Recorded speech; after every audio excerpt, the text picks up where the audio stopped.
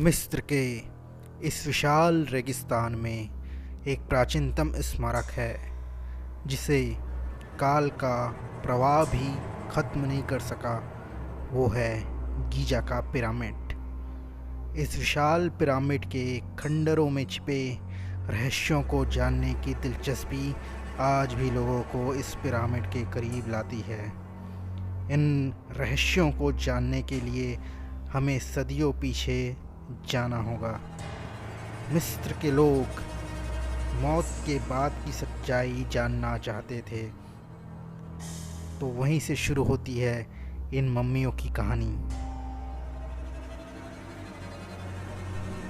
मिस्र के लोगों को विज्ञान और भगवान दोनों में अटूट विश्वास था।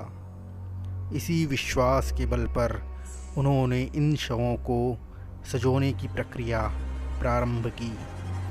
यह प्रक्रिया कई चरणों में बटी हुई है, जिसका पहला भाग शरीर को स्वच्छ करना है। दूसरे भाग में शरीर के अंगों को निकालने का कार्य प्रारंभ किया जाता है। इसमें सबसे पहले मस्तिष्क को निकालकर अलग कर दिया जाता है। इसके बाद सिर्फ हृदय को छोड़ करके पेट के सभी अंग जैसे पेट की अतड़ी, पसली को अलग करके एक जार में रख दिया जाता है। इसके अगले चरण में सुगंधित पदार्थों का मिश्रण लिया जाता है। मिश्रण लेकर शरीर के सभी भागों में लगा दिया जाता है।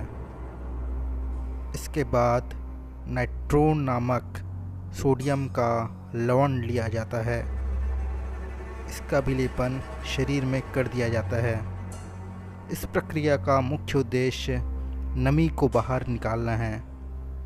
लगभग 70 दिनों के बाद इन शवों को निकाल लिया जाता है और नायलॉन के कपड़ों से ढक दिया जाता है। अंतिम चरण में इन शवों के आकार का ताबूत बनाया जाता है।